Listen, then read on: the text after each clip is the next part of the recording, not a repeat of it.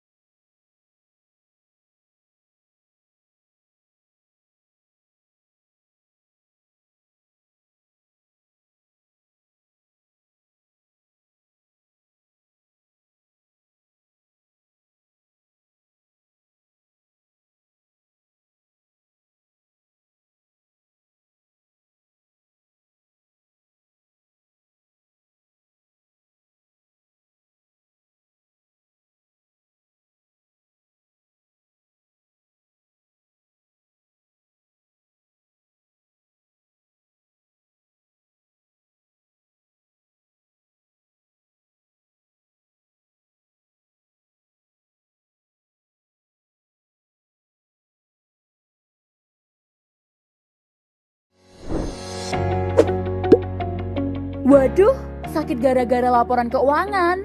Sering keliru hitung pemasukan dan pengeluaran. Bikin laporan keuangan malah kacau. Dan banyak waktu tersita buat kelola bisnis. Nah, kalau kamu ada gejala ini, berarti kamu butuh Kledo. Pakai Kledo, tinggal masukin datanya aja, laporan keuanganmu udah auto jadi loh. Simple banget kan? Terus ada 50 lebih laporan keuangan dan bisnis yang bisa kamu pilih. Ada laporan raca, laba rugi, jurnal, buku besar, dan masih banyak lagi. Kamu juga nggak perlu ragu lagi, soalnya Kledo udah punya partner 55.000 lebih pemilik bisnis yang tersebar di seluruh Indonesia. Nah, kamu mau keuangan bisnismu jadi lebih baik? Yuk, pakai Kledo aja. Dengan Kledo, keuangan bisnis jadi lebih baik.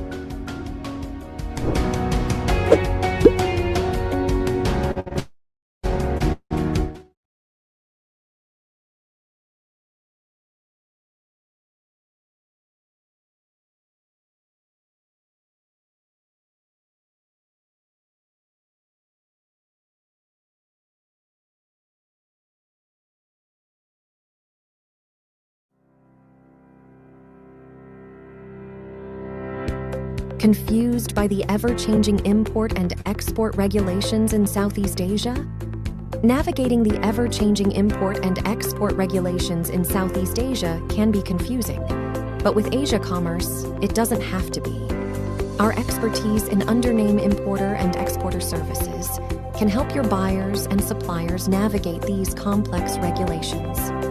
Simplify your import and export processes with Asia Commerce guidance.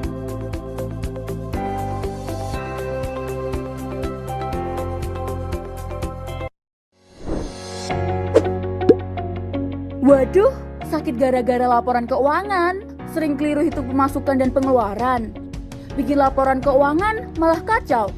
Dan banyak waktu tersita buat kelola bisnis. Nah, kalau kamu ada gejala ini, berarti kamu butuh Kledo. Pakai Kledo, tinggal masukin datanya aja, laporan keuanganmu udah auto jadi loh. Simple banget kan?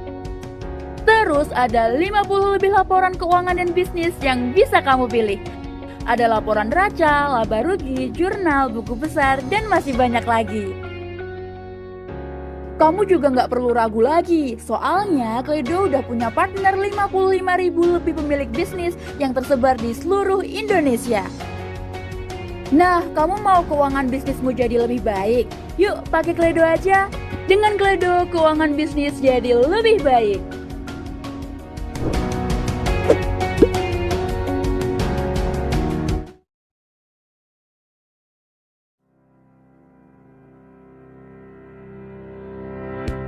Confused by the ever-changing import and export regulations in Southeast Asia? Navigating the ever-changing import and export regulations in Southeast Asia can be confusing, But with Asia Commerce, it doesn't have to be. Our expertise in undername importer and exporter services can help your buyers and suppliers navigate these complex regulations.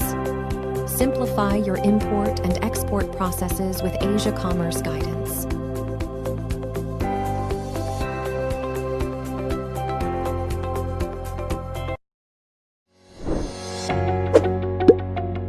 Waduh, sakit gara-gara laporan keuangan. Sering keliru hitung pemasukan dan pengeluaran. Bikin laporan keuangan malah kacau. Dan banyak waktu tersita buat kelola bisnis. Nah, kalau kamu ada gejala ini, berarti kamu butuh Kledo. Pakai Kledo, tinggal masukin datanya aja, laporan keuanganmu udah auto jadi loh. Simpel banget kan? Terus ada 50 lebih laporan keuangan dan bisnis yang bisa kamu pilih. Ada laporan neraca, laba rugi, jurnal, buku besar, dan masih banyak lagi. Kamu juga nggak perlu ragu lagi, soalnya Kledo udah punya partner 55.000 lebih pemilik bisnis yang tersebar di seluruh Indonesia. Nah, kamu mau keuangan bisnismu jadi lebih baik? Yuk, pakai Kledo aja. Dengan Kledo, keuangan bisnis jadi lebih baik.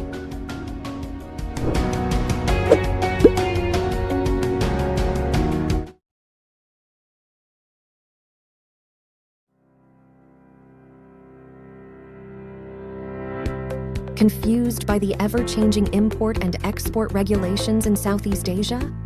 Navigating the ever-changing import and export regulations in Southeast Asia can be confusing. But with Asia Commerce, it doesn't have to be. Our expertise in undername importer and exporter services can help your buyers and suppliers navigate these complex regulations. Simplify your import and export processes with Asia Commerce guidance.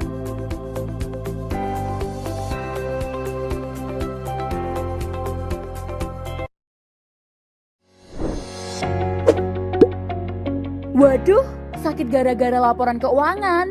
Sering keliru hitung pemasukan dan pengeluaran. Bikin laporan keuangan malah kacau. Dan banyak waktu tersita buat kelola bisnis. Nah, kalau kamu ada gejala ini, berarti kamu butuh Kledo. Pakai Kledo, tinggal masukin datanya aja, laporan keuanganmu udah auto jadi loh. Simpel banget kan? Terus ada 50 lebih laporan keuangan dan bisnis yang bisa kamu pilih. Ada laporan neraca, laba rugi, jurnal, buku besar, dan masih banyak lagi. Kamu juga nggak perlu ragu lagi, soalnya Kledo udah punya partner 55.000 lebih pemilik bisnis yang tersebar di seluruh Indonesia. Nah, kamu mau keuangan bisnismu jadi lebih baik? Yuk, pakai Kledo aja. Dengan Kledo, keuangan bisnis jadi lebih baik.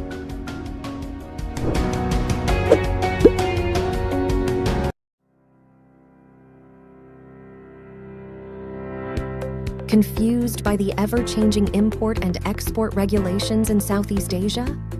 Navigating the ever-changing import and export regulations in Southeast Asia can be confusing. But with Asia Commerce, it doesn't have to be. Our expertise in undername importer and exporter services can help your buyers and suppliers navigate these complex regulations. Simplify your import and export processes with Asia Commerce guidance.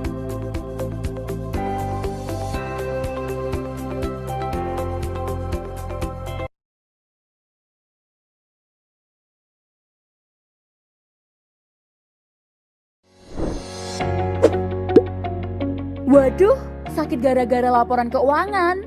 Sering keliru hitung pemasukan dan pengeluaran. Bikin laporan keuangan malah kacau. Dan banyak waktu tersita buat kelola bisnis. Nah, kalau kamu ada gejala ini, berarti kamu butuh Kledo.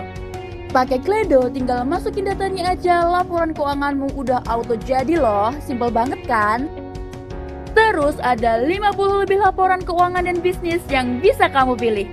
Ada laporan neraca, laba rugi, jurnal, buku besar, dan masih banyak lagi. Kamu juga nggak perlu ragu lagi, soalnya Kledo udah punya partner 55.000 lebih pemilik bisnis yang tersebar di seluruh Indonesia. Nah, kamu mau keuangan bisnismu jadi lebih baik? Yuk, pakai Kledo aja. Dengan Kledo, keuangan bisnis jadi lebih baik.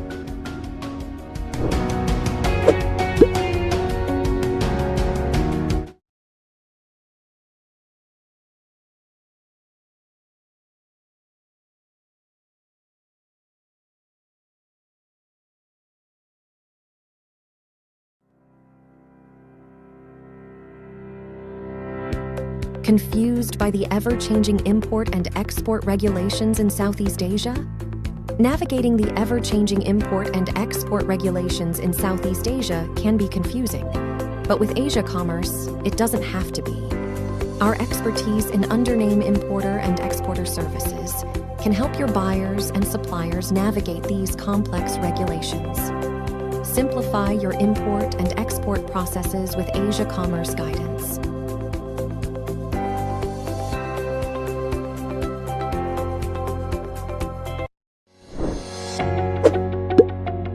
Waduh, sakit gara-gara laporan keuangan. Sering keliru hitung pemasukan dan pengeluaran. Bikin laporan keuangan malah kacau. Dan banyak waktu tersita buat kelola bisnis. Nah, kalau kamu ada gejala ini, berarti kamu butuh Kledo. Pakai Kledo, tinggal masukin datanya aja, laporan keuanganmu udah auto jadi loh. Simpel banget kan? Terus ada 50 lebih laporan keuangan dan bisnis yang bisa kamu pilih. Ada laporan neraca, laba rugi, jurnal, buku besar, dan masih banyak lagi. Kamu juga nggak perlu ragu lagi, soalnya Kledo udah punya partner 55.000 lebih pemilik bisnis yang tersebar di seluruh Indonesia. Nah, kamu mau keuangan bisnismu jadi lebih baik? Yuk, pakai Kledo aja.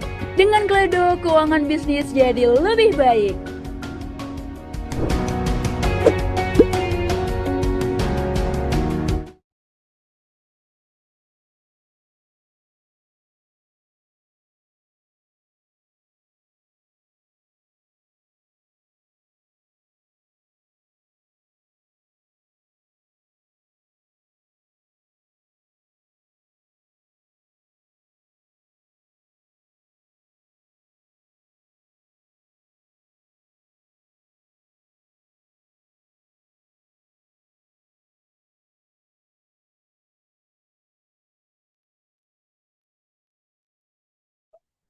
Halo, selamat siang semuanya. Semoga hari ini dalam keadaan sehat dan bisnisnya juga makin lancar.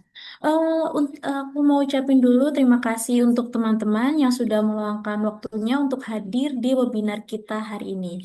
Sebelum memulai webinar, saya izin memperkenalkan diri terlebih dahulu. Saya Purwati Indah Lestari yang akan menjadi host sekaligus moderator yang akan memandu jalannya acara hingga selesai nanti. Baik. Sebelumnya saya mau tanya-tanya nih. Mau cek di sini apa ada yang lagi struggle soal stok barang ataupun hal lainnya, entah overstock atau malah kehabisan barang dari teman-teman sekalian, boleh klik reaction atau angkat tangan untuk teman-teman.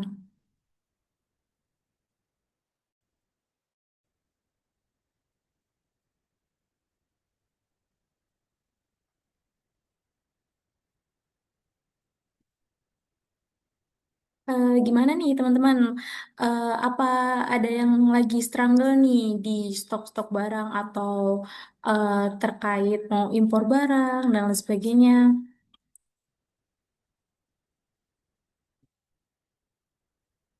Oke, mungkin beberapa dari kita memang relate ya untuk topik yang bakal dibahas untuk hari ini. Karena untuk topik hari ini akan membahas topik yang sangat relevan terkait scaling bisnis impor tanpa stock chaos. Jadi untuk topik ini tuh penting banget teman-teman, terutama buat teman-teman yang lagi growing atau eh, karena semakin besar bisnis itu maka tingkat kekompleks untuk urusan stok itu juga akan semakin meningkat seperti itu. Oh ya teman-teman, aku mau ngingetin dulu nih sebelum kita masuk ke acara webinar. Jadi untuk teman-teman sekalian bisa mengikuti serangkaian acara hingga selesai. Jadi untuk link presensi dan juga feedback itu bisa akan dikirimkan nanti selesai pemateri kedua memaparkan materinya ya teman-teman. Jadi untuk teman-teman sekalian bisa ditunggu hingga selesai acara. Dan nanti di akhir acara juga akan ada peserta yang aktif akan mendapatkan e-wallet dari kita ya teman-teman.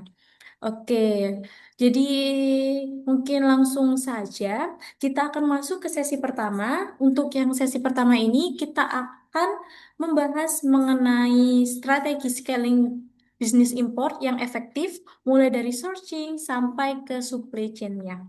Oke, teman-teman, kita sudah bersama dengan perwakilan dari Asia Commerce nih, yang memang dia sudah berpengalaman dan banyak membantu bisnis dalam proses impor maupun sourcing global. Nah, kita sapa dulu nih teman-teman. Halo Kak Siti Khalifah. Halo, selamat siang semuanya.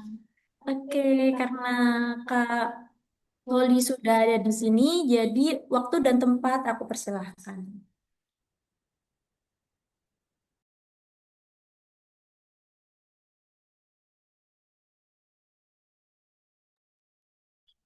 Halo, selamat siang semuanya. Sebelumnya terima kasih teman-teman sudah join untuk webinar hari ini ya.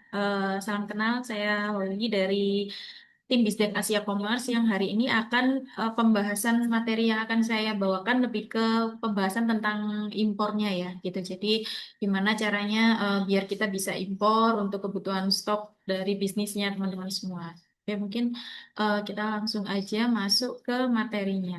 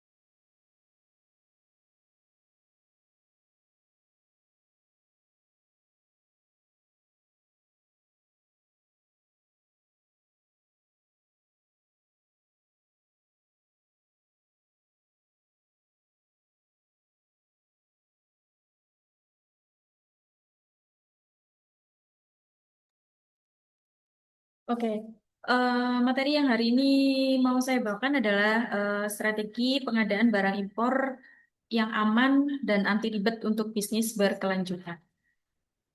Nah, ini adalah materi yang akan saya bahas hari ini. Ada empat pembahasan ya yang akan saya bawakan hari ini. Yang pertama adalah peluang bisnis dan industri impor di Indonesia. Jadi, gimana sih urgensi perkembangan industri impor dan peluangnya untuk bisnis di Indonesia itu sendiri gitu. Lalu materi kedua adalah tentang custom dan regulasi gitu. Jadi, gimana caranya kita memahami cara kerja impor beserta regulasinya untuk bisa mengimpor barang sampai masuk ke Indonesia. Lalu yang ketiga nanti akan membahas tentang permasalahan apa sih atau problem apa sih yang paling sering dihadapi ketika kita mau melakukan impor barang? Lalu yang terakhir adalah gimana solusinya untuk bisa melakukan importasi secara legal, aman, dan tentunya anti riba.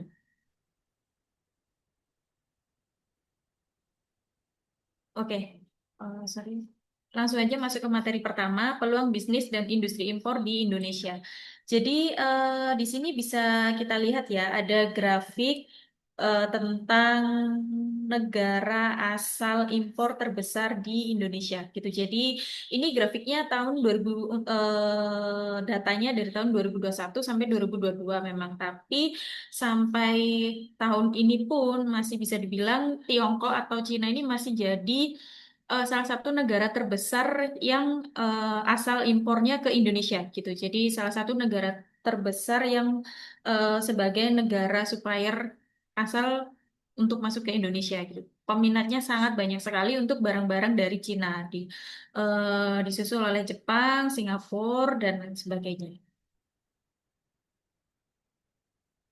Nah, lalu kalau berdasarkan dari grafik tadi ya, bisa kita lihat bahwa yang paling negara yang paling diminati terutama oleh pebisnis-pebisnis di Indonesia ya untuk melakukan pengadaan barang impor itu adalah dari Cina. Nah, mungkin yang paling kita tahu adalah karena Cina harganya bisa murah gitu kan. Pasti dan marginnya tuh lumayan, perbedaannya tuh lumayan gede gitu dengan dibandingkan kita ngambil entah itu lokal maupun ngambil dari negara lain gitu. Nah, pertanyaannya adalah kenapa sih kok Cina itu bisa ya ngasih harga atau ngejual barang itu dengan harga yang sangat murah banget gitu. Nah, sebenarnya ada banyak faktor ya. Salah satunya beberapa di antaranya adalah industri Cina yang masif gitu. Jadi di Cina itu memiliki industri yang sangat besar. Jadi mereka itu bisa memproduksi barang dalam jumlah yang sangat banyak dalam waktu singkat gitu. Lalu kemudian upah buruh di sana juga jauh lebih murah dan tanpa jaminan kesehatan ataupun kerja. Lalu selain itu pemerintah di Cina itu juga memberikan subsidi kepada para pelaku usaha untuk industrialisasi gitu. Lalu yang terakhir mungkin adanya efisiensi dan efektivitas akses terhadap material atau bahan baku sehingga ini bisa mendorong terciptanya bisnis yang terspesialisasi di sana. Seperti itu. Nah, ini beberapa faktor yang eh, kenapa di Cina itu harganya itu mereka bisa jual dengan margin yang cukup murah kayak gitu. Lalu selanjutnya, nah, terus gimana caranya kita kalau pengen impor dari Cina? Kita udah tahu nih dari Cina itu pasti produknya murah-murah. Selanjutnya kan PR-nya kita adalah gimana caranya nyari supplier. Nah, sebetulnya untuk kita ada beberapa opsi yang bisa kita cari ya ketika kita mau cari supplier ya. Nah, ini adalah beberapa contoh website yang bisa kita akses untuk mencari supplier di Cina. Itu ada Alibaba, Taobao, dan 1688. Sebetulnya tiga platform ini masih dalam satu naungan Alibaba, cuman mereka ini berbeda peruntukannya gitu. Jadi kalau Alibaba ini lebih ke B2B, jadi produk ada di situ ada banyak produk dan pemasok dan biasanya suppliernya tuh skalanya pabrik gitu dan dengan MOQ yang cukup besar. Lalu kalau untuk Taobao atau 1688, nah ini tuh marketplace retail gitu di Cina gitu. Jadi eh, baik itu Topo maupun 1688 itu lebih fokusnya pada pasar domestik di Cina gitu. Jadi tapi selain retail, mereka itu juga juga menyediakan pembelian grosir gitu. Nah, jadi kalau misalnya memang carinya itu masih belum mainnya yang di eh, kuantitas besar, memang rekomendasinya bisa dicoba di 1688 atau Topo dulu gitu. Tapi kalau udah carinya yang skala pabrik, volumenya besar, itu bisa rekomnya di Alibaba. Mungkin tergantung dari kebutuhan kita nantinya seperti apa gitu. Lalu selanjutnya ini ada grafik tentang kategori barang yang paling sering diimpor di Indonesia gitu. Jadi eh, hampir kebanyakan ya secara persentase itu paling tinggi adalah mesin. Mesin itu persentasenya lebih besar. Lalu dilanjutkan dengan kategori barang-barang di besi dan baja. Lalu selanjutnya di produk-produk farmasi, serealia dan bahan mineral. Nah, mesin atau peralatan-peralatan mekanis itu kenapa bisa jadi salah satu komoditi atau kategori yang paling sering diimpor di Indonesia? Karena nilai pajak, custom pajak impornya untuk mesin ini cukup masuk di kategori pajak yang cukup rendah ya kalau untuk masuk di Indonesia gitu. Dan juga kan kalau untuk mesin, untuk kebutuhan mesin produksi dan lain sebagainya di Indonesia sendiri kan masih belum apa ya punya daya untuk bisa membuat mesinnya sendiri gitu. Jadi mau nggak mau memang harus ngambil dari impor gitu, terutama dari Cina. Nah, selanjutnya adalah custom dan regulasi. Jadi ketika kita mau mengimpor ya, mau mengimpor barang, sebetulnya dalam konteks ekspor impor, baik itu kita mau impor maupun ekspor dari dan ke satu negara tertentu, pasti kita kan harus memahami regulasi ya, regulasi dari negara tujuan yang kita mau masukkan barang itu gitu. Nah, kenapa kita harus paham regulasi? Karena apa? Karena kalau kita kan nggak mau ya, kita udah impor tapi ketika barangnya tiba di Indonesia, barangnya ketahan karena kita nggak sesuai dokumennya yang kita lampirkan nggak sesuai atau regulasinya itu kita nggak paham kalau bahwa barang yang kita impor ini butuh izin tertentu seperti itu.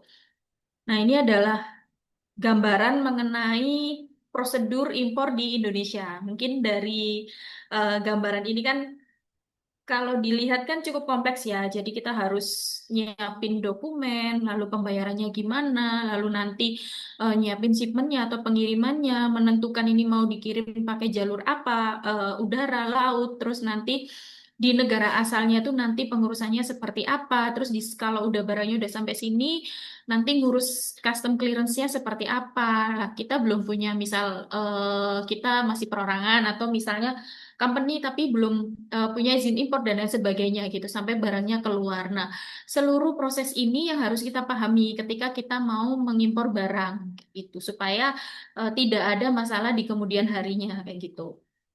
Nah, nextnya, eh, nah ini adalah beberapa contoh eh, kelengkapan dokumen ketika kita mau mengimpor suatu barangnya. Ini hanya sedikit contoh yang harus kita lengkapi. Di luar ini masih banyak dokumen-dokumen lain yang perlu dilengkapi juga tergantung dari kategori barang apa yang mau kita impor.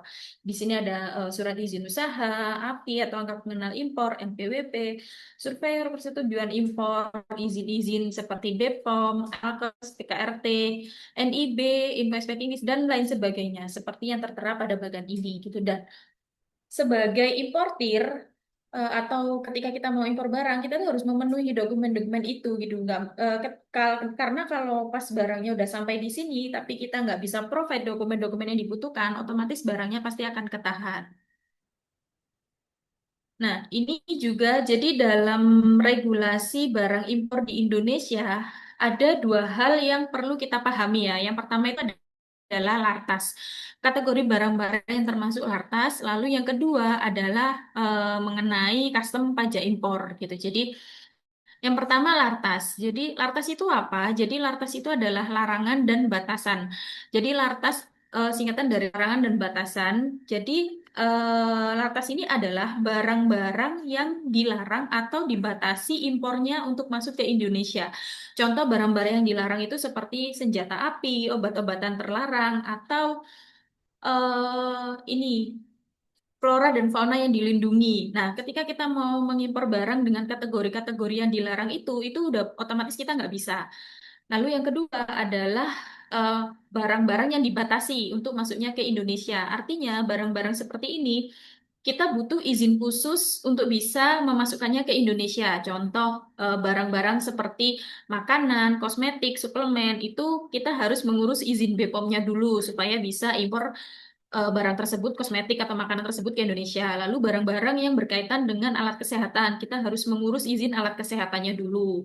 Atau untuk yang berkaitan dengan tumbuhan, harus mengurus karantina tumbuhan dan lain sebagainya. Mainan misalnya, harus mengurus SNI dan lain sebagainya. Itu adalah contoh-contoh barang-barang yang termasuk kategori lartas.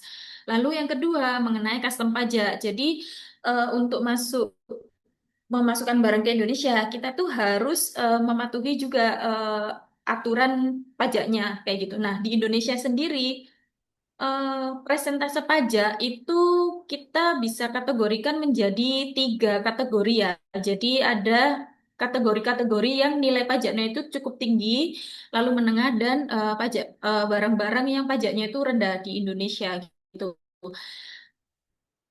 Yang pertama adalah kategori barang yang pajaknya cukup tinggi di Indonesia itu kurang lebih sekitar 40 sampai 50% nilai pajaknya itu adalah di kategori barang-barang fashion. Jadi seperti baju, jaket, celana, kemeja. Fashion itu industri fashion adalah salah satu kategori barang-barang yang pajaknya cukup tinggi gitu, mencapai 40 sampai 50%. Di luar itu juga ada barang-barang fashion ini termasuk barang-barang lartas. Jadi misalnya masih butuh tambahan surveyor, seperti kalau misalnya pakaian itu butuh surveyor juga, butuh PI kuota dan lain sebagainya.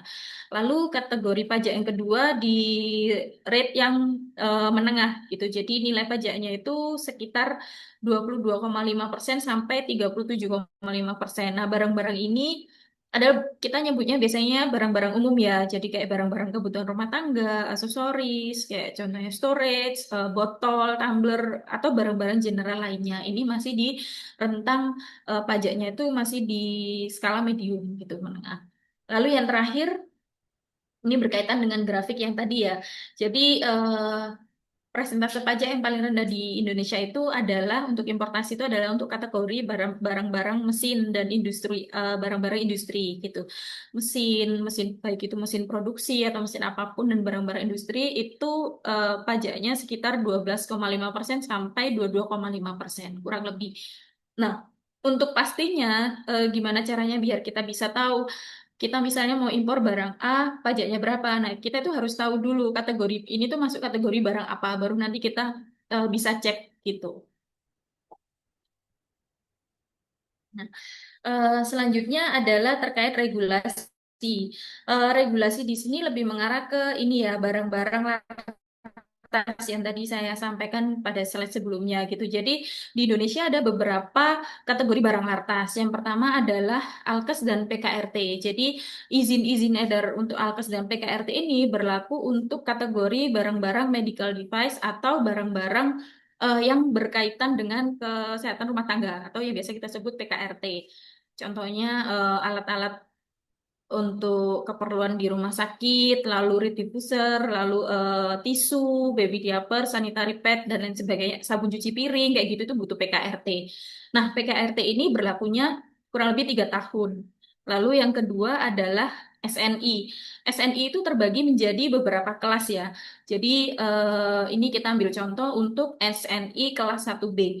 Ini berlaku untuk barang-barang pakaian bayi dan mainan gitu. Nah, bedanya untuk SNI di kategori ini dia itu sertifikasinya itu berlakunya itu per shipment. Jadi kita harus mengurus izin SNI-nya tiap shipment, tiap kita melakukan pengiriman. Berbeda dengan tadi Alkes dan PKRT kan ada masa berlakunya ya 3 tahun. Tapi kalau SNI setiap kita mau mengimpor kita harus mengurus SNI-nya. Makanya biasanya rekomendasinya adalah menaikkan jumlah volume yang akan diimpor untuk kategori ini supaya bisa menekan biayanya juga gitu. Lalu selanjutnya ada lagi namanya itu izin K3L gitu. Jadi K3L ini juga kaitannya barang-barang yang berkaitan dengan keamanan lingkungan gitu seperti diffuser, lalu eh, krayon yang untuk mewarnai itu juga dikenai izin K3L. Lalu vacuum cleaner, toaster, hair dryer itu juga butuh izin K3L. K3L ini berlaku selama 3 tahun juga. Lalu selanjutnya ada izin BPOM. Nah, kalau ini kan mungkin familiar ya, cukup familiar ya di kita ya. Jadi BPOM itu untuk makanan, kosmetik, lalu suplemen, dan obat-obatan. Nah, BPOM ini berlaku 3 tahun. Nah, untuk izin BPOM ini sama seperti Alkes dan PKRT tadi ya. Jadi izinnya itu harus kita urus dulu sampai izin edarnya keluar, baru kita bisa mengimpor barang tersebut. Jadi nggak bisa paralel gitu. Izinnya harus terbit dulu, kita harus punya izinnya dulu, izin edar BPOM-nya dulu, baru kita bisa melakukan importasi terhadap barang tersebut.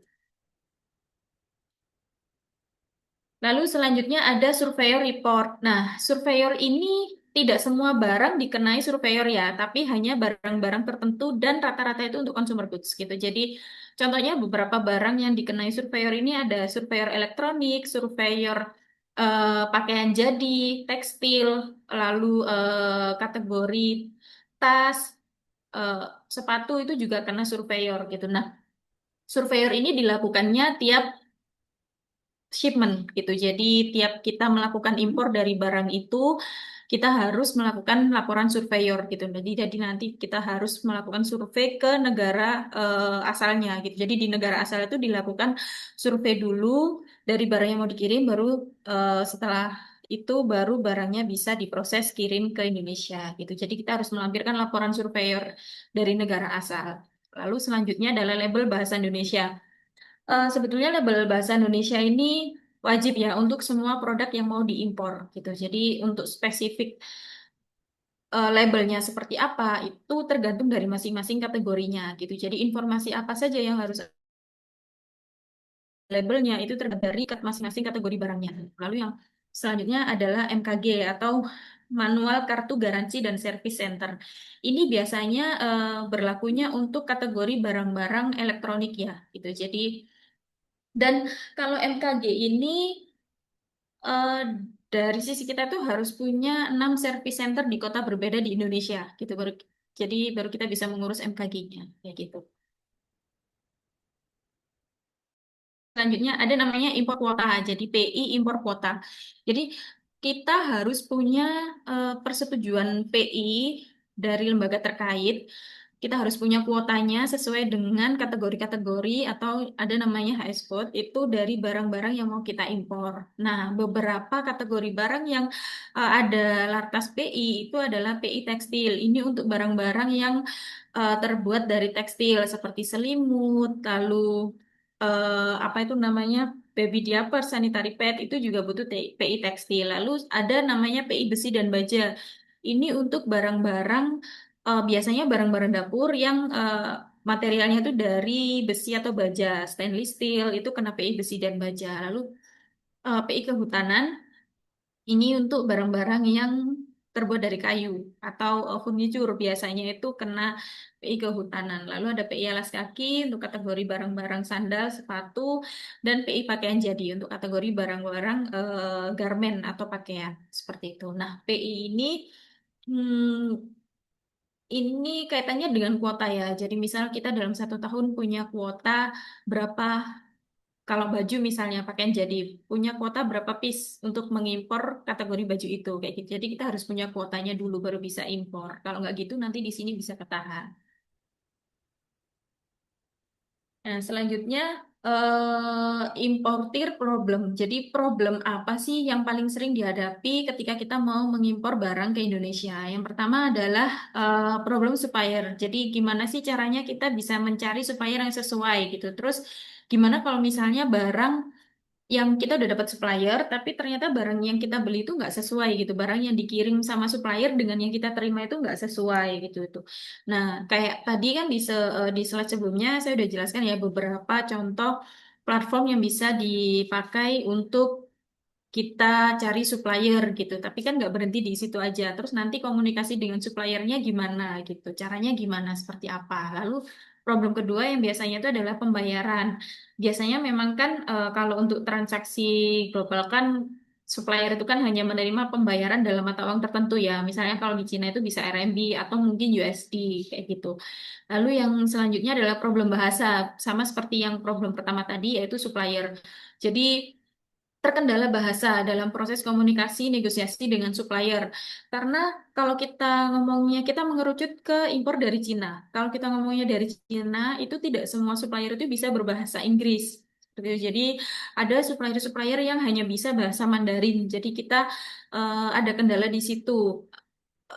Bahasa ini nanti kan bisa menyebabkan miskom ya gitu. Terutama kalau misalnya kita masih dalam proses tektokan, entah itu tektokan harga atau misalnya yang custom tektokan secara spesifikasi barangnya dan lain sebagainya. Ini juga bisa jadi salah satu kendala yang sangat umum gitu. Lalu selanjutnya terkait masalah pengiriman.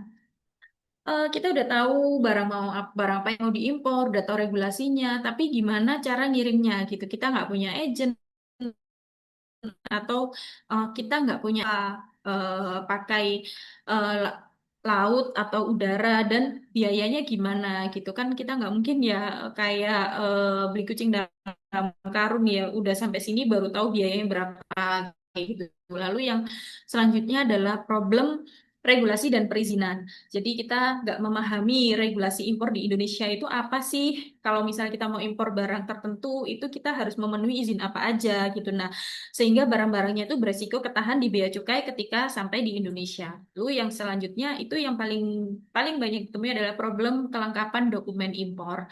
Jadi kayak nggak punya izin impor atau dokumen-dokumen yang tadi kita bahas di slide awal itu nggak punya, lalu nggak tahu nih regulasinya. Oh ternyata baru tahu nih kalau ternyata mau impor krayon itu butuh K3L ya, kayak gitu-gitu. Nah, hal-hal kayak gitu tuh nanti akan jadi masalah ketika kita udah terlanjur impor dan barangnya udah masuk ke proses custom clearance di sini.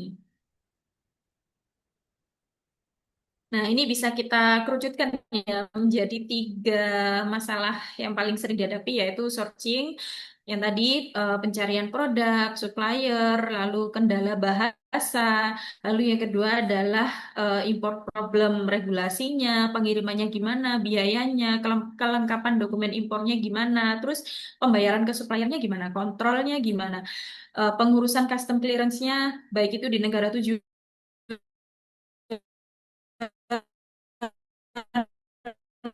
maupun di negara asal itu seperti apa gitu. Karena kalau udah sampai di Indonesia dan ternyata kita baru tahu barang itu nggak sesuai dengan yang kita order, itu kan susah ya kalau misalnya mau ngatur retur atau refund ke supplier gitu. Dalam konteks posisi suppliernya ada di luar negeri. Lalu permasalahan ketiga adalah mengenai gudang, terus logistiknya, pengirimannya nanti gimana? Biasanya itu terutama kalau untuk misal ambilnya dari platform 1688 atau Taobao ya. Tadi kan untuk 1688 dan Topo mereka hanya melayani domestik penjualan sesama Cina. Berarti kan supplier harus mengirim barang ke gudang di Cina dulu. Nah, sedangkan kita nggak punya gudang nih di Cina. Nah, itu seperti apa?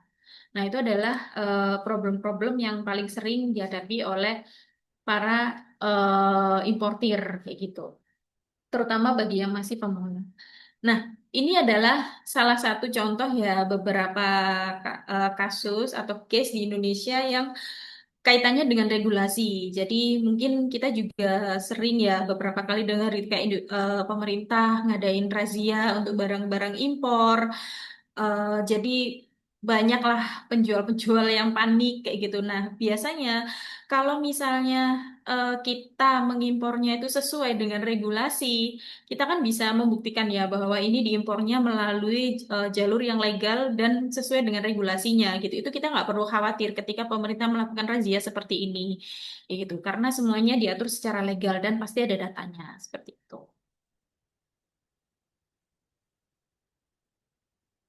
Nah, ini kita masuk ke materi terakhir di gimana sih solusinya supaya kita itu bisa impor tapi tetap legal, aman, terus tapi kita tuh nggak perlu ngurus ribet-ribet semua yang tadi, ngurus izinnya, ngurus dokumennya dan lain sebagainya.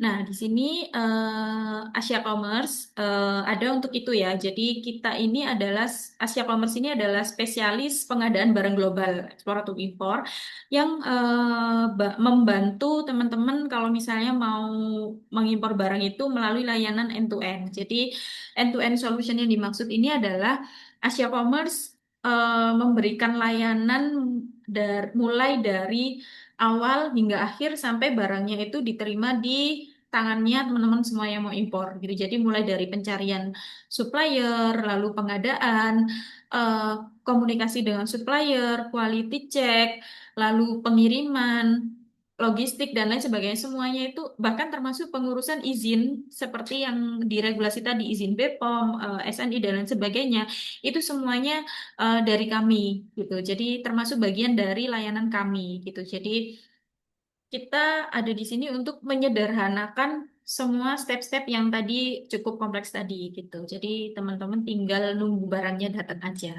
Beratnya kayak gitu. Nah, dengan berkolaborasi dengan Asia Commerce, ini beberapa layanan yang bisa teman-teman dapatkan ya. Yang pertama adalah product searching, itu adalah pencarian barang atau supplier di Cina dan negosiasi dengan supplier. Jadi untuk untuk saat ini memang kami hanya bisa provide pencarian barang itu dari Cina ya, gitu. Kalau untuk di luar Cina masih belum bisa dan negosiasi supplier global. Nah, kalau misalnya teman-teman ada mau impor nih dari negara selain Cina, sudah ada suppliernya, boleh dikasih kontaknya ke kami, nanti kami yang bantu komunikasikan dengan supplier bisa. Lalu selanjutnya adalah layanan QC. Jadi di Cina itu kita punya gudang, jadi nanti supplier itu bisa kirim barangnya ke gudang kita dulu di Cina, nanti di sana tim kita akan melakukan QC. Jadi kita akan cek kesesuaiannya dengan ordernya gitu, entah itu dari sisi varian, quantity, modelnya, dan lain sebagainya. Dan juga QC secara fisik, mungkin apakah ada yang reject dan lain sebagainya. Lalu selanjutnya pembayaran ke supplier. Jadi kita juga adalah salah satu servisnya adalah layanan pembayaran sesuai dengan mata uang dengan kesepakatan dengan supplier, entah itu dalam RMB, USD atau mata uang yang lain. Lalu dokumen impor, yang dokumen yang tadi sangat banyak itu akan diurus dan difasilitasi oleh Asia Commerce. Selanjutnya pengurusan regulasi. Jadi untuk barang-barang yang butuh izin tertentu seperti BPOM, SNI, Postel dan lain sebagainya, itu dari Asia Commerce juga bisa menguruskan izinnya gitu. Jadi ini adalah bagian dari servis kami ya dalam konteks importasi tadi. Gitu. Bagian dari layanan importasi kami yaitu pengurusan regulasi. Lalu biaya pajak. Perhitungan biaya pajak itu sesuai dengan regulasi dari barang yang diimpor. Jadi pajak, persentase pajak tiap barang itu beda-beda tergantung dari kategorinya, kayak gitu. Nah, ini kita akan hitungkan juga di awal. Biaya logistik itu juga jadi bagian dari servisnya kami. Kita ada untuk jalur pengirimannya, ada jalur pengiriman resmi laut, udara, dan ekspres. Lalu biaya lain-lain. Biaya lain-lain ini maksudnya adalah biaya yang dibutuhkan sesuai dengan regulasi dari barangnya ya, karena barang itu kan beda-beda regulasinya. Biaya lain-lain ini meliputi handling fee, lalu ada surveyor untuk barang-barang yang butuh surveyor atau karantina untuk barang-barang yang butuh karantina, tracking, izin regulasi untuk barang-barang yang ada latasnya dan lain sebagainya. Jadi biaya lain-lain ini sifatnya menyesuaikan ya dengan kategori yang mau diimpor. Nah, ini sih yang jadi salah satu poinnya ya dari Asia Commerce. Jadi perhitungan estimasi biaya itu kami akan share di depan gitu. Jadi jika dari teman-teman di sini ada yang mau impor barang, ada kebutuhan untuk pengadaan barang dari luar, itu nanti teman-teman tinggal share aja detailnya seperti apa. Nanti tim kami yang akan bantu cekkan.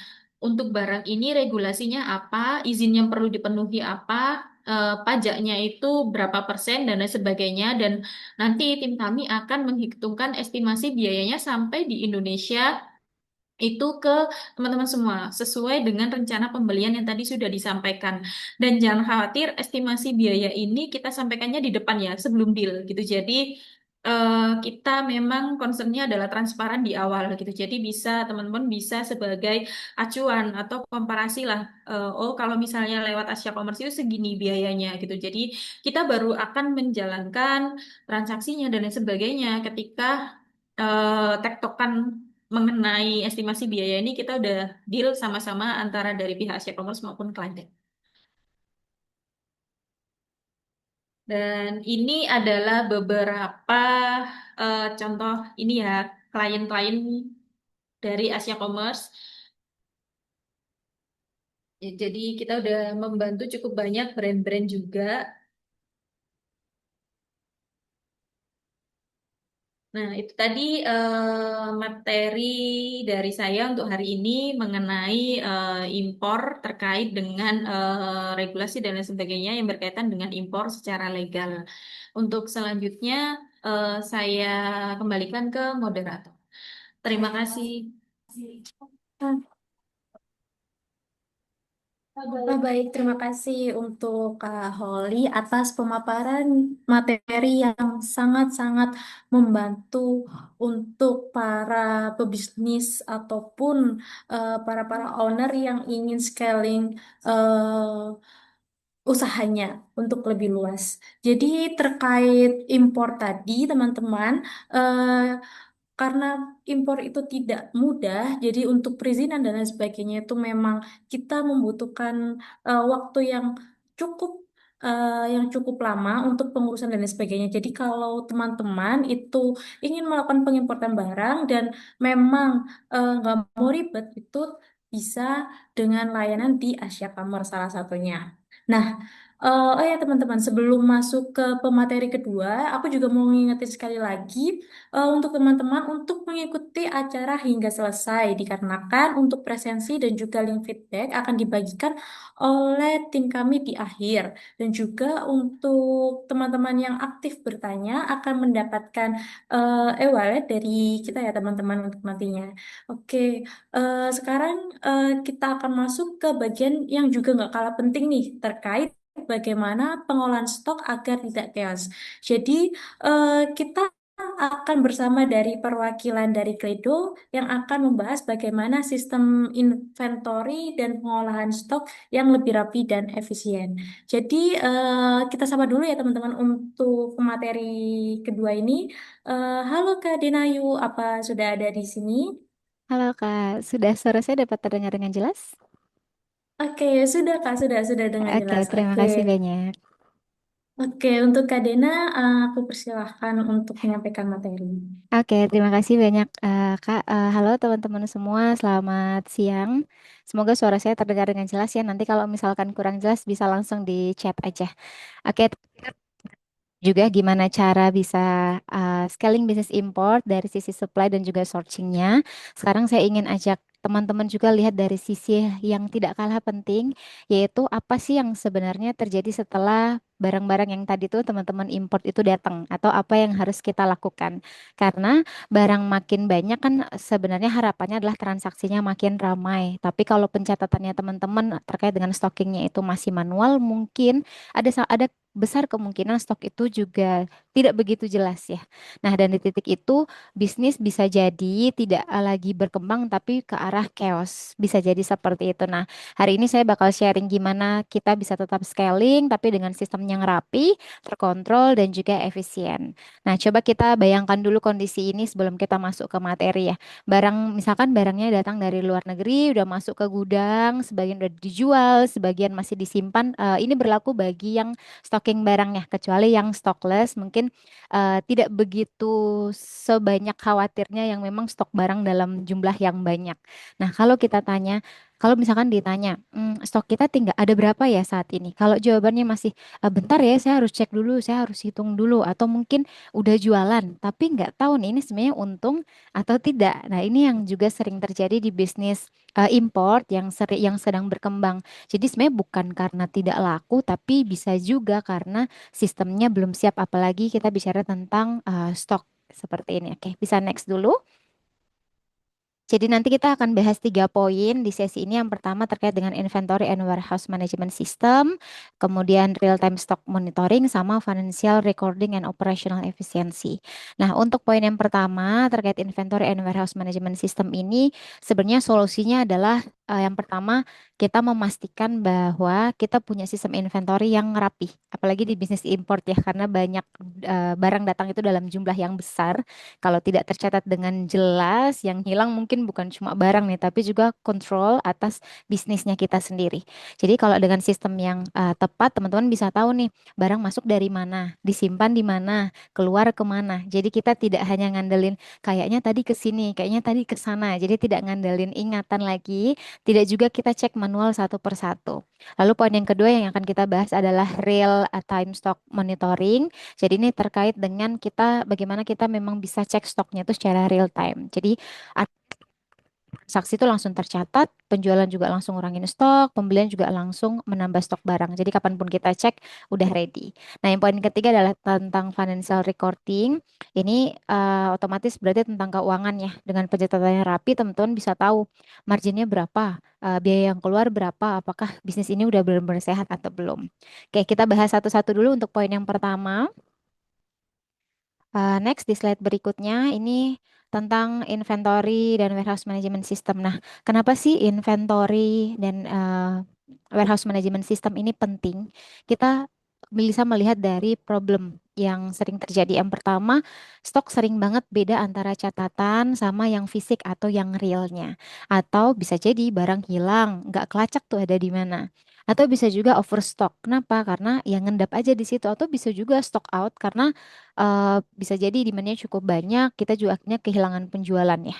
Dan terakhir ada juga karena misalkan penyimpanan di gudang berantakan, kita nggak tahu nih ini ada di rak rak mana, daerahnya box yang mana, rak yang mana. Jadi pengambilan barang itu cukup lama, itu juga bisa jadi salah satu kendala. Jadi banyak bisnisnya teman-teman, ada beberapa klien Kelido juga yang mungkin rasa jualannya ramai, tapi nggak tahu nih barangnya kemana perginya. Jadi disinilah inventory dan warehouse system ini jadi bisa dibilang jadi pondasinya teman-teman. Nah, next slide kita bisa lihat perbedaan atau before and afternya ya. Jadi back dulu. Oke, untuk inventory management ini, kalau kita bicara tentang inventory management, otomatis akan berfokus ke yang pertama jumlah stoknya, nilai barang, sama pergerakan masuk dan keluar. Sedangkan kalau kita bicara tentang warehouse management system, itu pasti kita lebih operasional ya. Kita bicara tentang lokasi barang ada di gudang mana tadi, ada di rak, bin yang mana, bicara juga tentang picking, packing, dan juga shipping. Ada juga terkait dengan alur kerja di gudang. Nah, Jadi lebih ke inventory itu tentang apa dan berapa, tapi kalau warehouse management system itu lebih ke di mana dan gimana ngambilnya. Mungkin ringkasnya seperti itu ya. Dan teman-teman juga bisa dilihat di sini saya udah ringkas beberapa terkait before dan afternya. Jadi untuk ini peran dari inventory management dan WMS ini menjadi sangat penting. Next, di beberapa penelitian juga menunjukkan urgensi dari manajemen ini, inventory management dan WMS. Next. Oke, nah rata-rata akurasi inventory di banyak bisnis hanya sekitar 63 sampai 65%. Ini menurut beberapa penelitian yang saya ambil ya. Artinya dari misalnya ada 10 barang, bisa ada 3 yang datanya itu tidak sesuai. Dan itu pasti akan sangat banyak mempengaruhi, apalagi kalau yang banyak barangnya, lebih dari 10 begitu ya.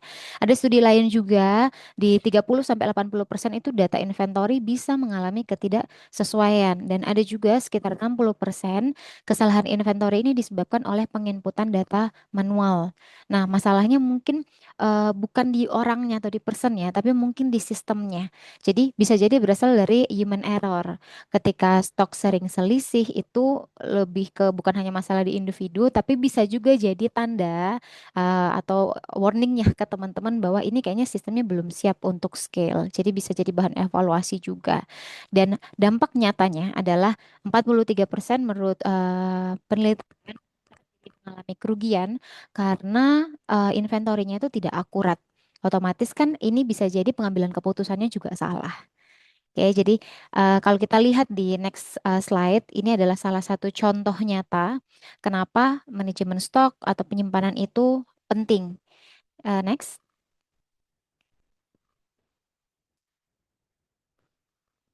Oke, jadi case ini adalah penelitian dilakukan dengan pengambilan sampel data selama beberapa tahun dan ini juga masuk ke jurnal ilmiah kalau beberapa teman-teman pernah tahu.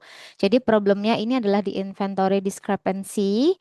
Jadi ini adalah adanya perbedaan antara jumlah stok yang tercatat di sistem dengan jumlah stok fisik yang sebenarnya ada di gudang. Nah, seperti yang teman-teman ketahui bahwa untuk perusahaan ini kan adalah perusahaan yang besar ya. Jadi misalnya di sistem tertulisnya 100 pieces, tapi saat dihitung di gudang atau fisik atau kenyataannya ada hanya 95 pieces. Berarti kan ada inventory discrepancy sebanyak 5 pieces tuh. Dan penyebabnya seperti yang sudah kita mention juga di awal, human error bisa salah input atau salah hitung, barang hilang atau rusak tapi tidak tercatat, atau proses yang masih manual jadi tidak real time untuk melihat pergerakan stoknya. Barang keluar masuk tadi ya tidak tercatat atau juga salah penempatan di gudang. Harusnya di gudang A, kita cek di gudang B, barangnya tidak ada. Itu kan juga bikin chaos. Nah, kenapa sih ini begitu bahaya? Karena kembali tadi laporan stoknya jadi tidak akurat itu yang pertama. Jadi bisa nyebabin kita kehabisan tanpa sadar barangnya habis atau ya tadi ya out of stock atau overstock. Ujung-ujungnya kalau kita bahas tentang keuangan, kalau kita mau ngitung kita pengen lihat laporan laba rugi atau pergerakan arus kasnya, ini jadi salah. Profit juga bisa jadi salah hitung. Nah, ketika dilakukan untuk perbaikan secara sistem, menurut data kan dari yang sekian persen 2, sekian jadi turun jadi kok 1, sekian untuk selisihnya. Jadi itu bisa lebih termaintenance ketika sistem itu diupdate untuk bagaimana sih untuk mengontrol si inventory tersebut. Next. Itu tadi terkait dengan warehouse management system. Lalu yang kedua poinnya adalah real time stock monitoring. Nah, kalau kita bicara tentang real time ini, saya bagi ini menjadi 3 ya.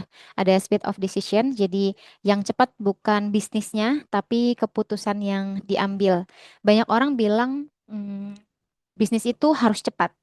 Tapi sebenarnya mungkin yang harus cepat itu bukan bisnisnya, tapi keputusan yang kita ambil. Karena setiap hari itu kan kita keputusan terus ya. Apa yang harus dilakukan, langkah apa yang harus diambil, dan lain sebagainya.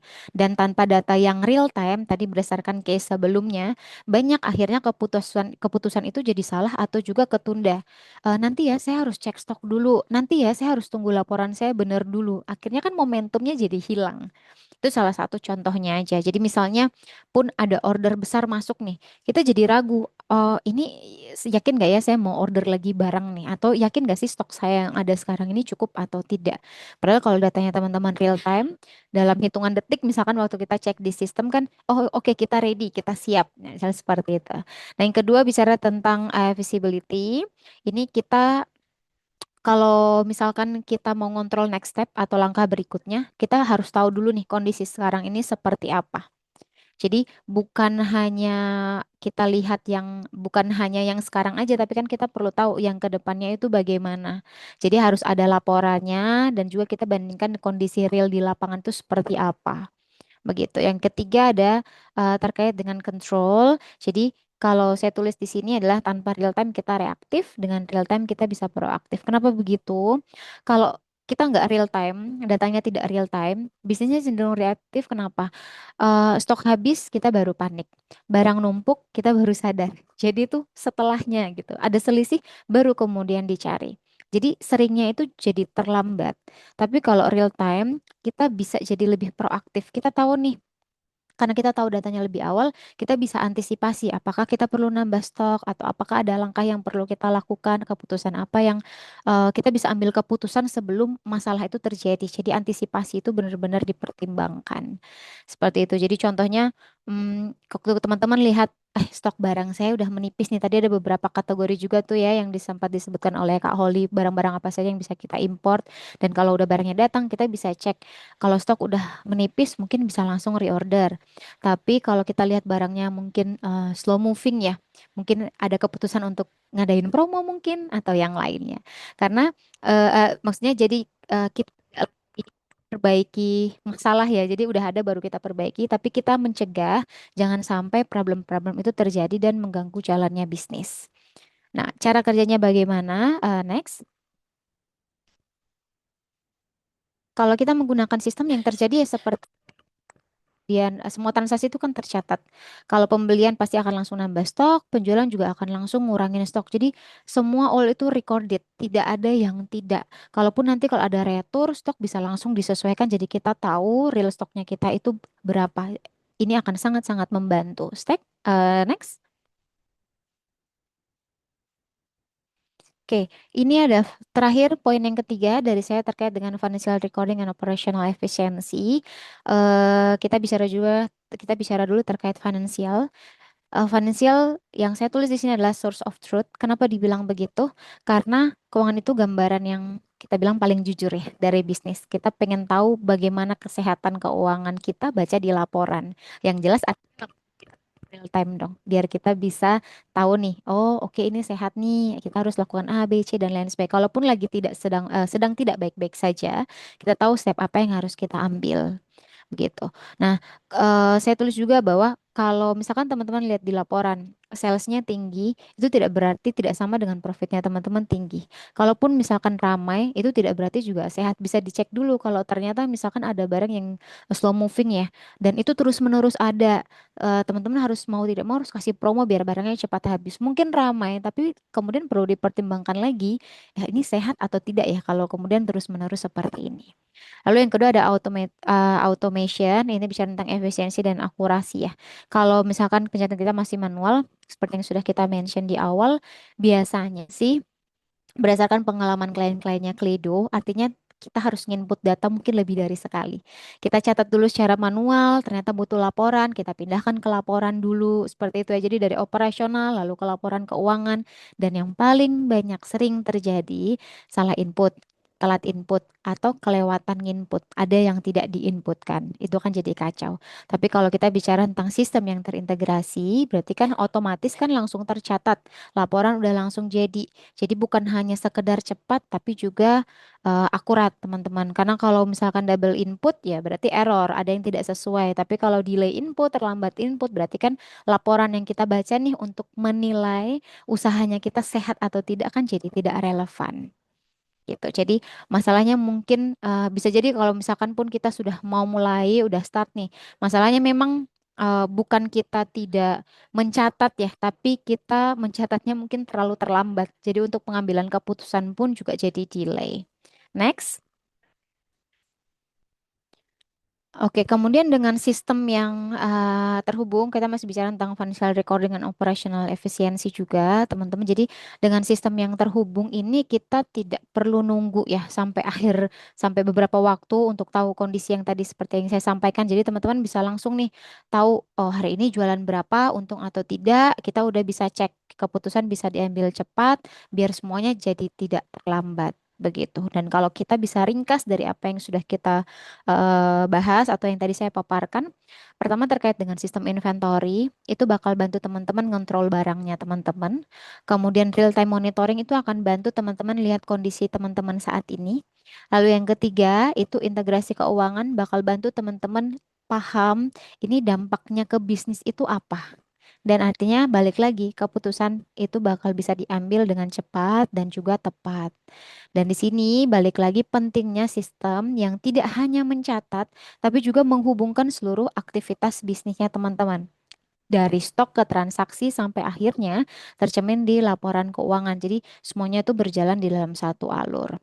Nah, mungkin itulah juga Kledo kami ini terbentuk juga untuk bantu para pebisnis ya memaksimalkan pencatatan laporan keuangan, laporan baik dari inventory ataupun juga laporan keuangan. Tentu banyak sekali software-software yang berkaitan yang pasti bakal bisa bantu teman-teman semua. Teman-teman bisa cari itu banyak sekali kalau teman-teman lihat di internet. Yang jelas carilah memang sistem yang itu bisa bantu teman-teman, bukan malah memperlambat teman-teman semua. Begitu ya. Next. Oke, ini yang tadi saya sampaikan terkait dengan Kledo mungkin sedikit ya. Jadi Kledo ini udah berjalan 5 tahun dan udah dipercaya juga lebih dari kalau sekarang udah lebih hampir 80.000 perusahaan ya di Indonesia maupun juga di luar. Kita ada partnernya juga. Next. Ini contoh beberapa laporan sebelum saya sampai ke partner. Ini contoh beberapa laporan yang dari poin-poin yang sudah kita bahas itu tidak terpisah ketiga tadi inventory, real stock sama di reportingnya itu tidak terpisah tapi saling melengkapi satu sama lain dan menghasilkan satu kondisi keuangan, satu cerita tentang bisnisnya teman-teman itu seperti apa. Next.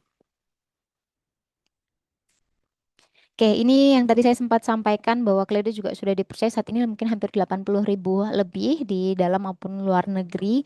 Dan kita juga sudah ada partner mulai dari pebisnis, kampus-kampus, dan juga lain-lainnya. Seperti itu. Next. Oke, ini yang tadi sempat saya sampaikan dan mungkin sekian dari Kledo itu yang bisa saya presentasikan. Saya terima kasih banyak atas waktunya. Semoga apa yang disampaikan ini bisa memberikan gambarannya ke teman-teman lebih baik lagi ke depannya. Mungkin seperti itu, saya kembalikan mungkin ke moderator. Terima kasih. Baik, terima kasih Kak Dena. Jadi, wow, pemaparan materi yang cukup menarik ya dari Kledo terkait bagaimana nih sistem inventory ataupun warehouse management jadi bisa membantu bisnis kita itu untuk lebih rapi dan juga terstruktur. Jadi dari sistem Kledo ini tuh kan pengolahan stok ataupun keuangan dan sebagainya itu lebih mudah dikontrol. Jadi selain itu juga fitur monitoring dan juga secara real time-nya. Jadi kita bisa mengambil keputusan itu dengan lebih cepat dan efisien. Nah, mungkin itu sangat-sangat menarik ya. Eh, dan untuk teman-teman di sini juga sudah banyak banget nih yang tanya-tanya untuk dari sisi import maupun dari sisi stoknya. Nah, jadi sebelum aku masuk untuk ke sesi Q&A, kita bisa kasih applause dulu nih untuk kedua pemateri kita yang sudah memaparkan materi yang sangat luar biasa untuk hari ini. Oke, untuk teman-teman di sini udah banyak banget ya untuk yang tanya-tanya kepada pemateri-pemateri kita. Jadi mungkin ini ada yang pertama dulu.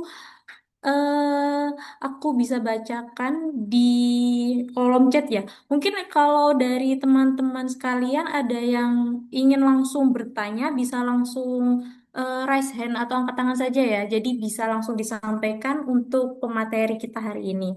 Nah, ini ada Bapak Toto Sunarto. Jadi ini izin bertanya. eh, Salah satu penyebab stok chaos di bisnis import adalah lead time panjang dan fluktuasi permintaan.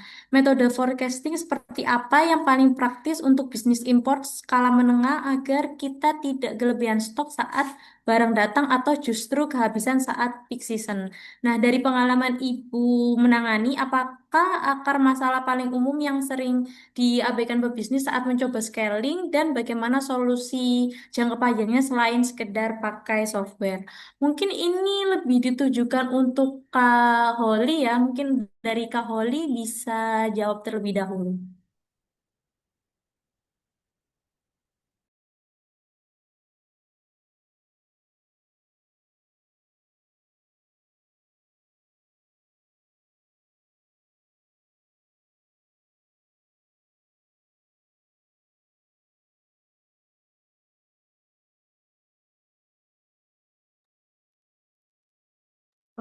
Oke, izin menjawab pertanyaan dari Pak Toto Sunapa ya. Jadi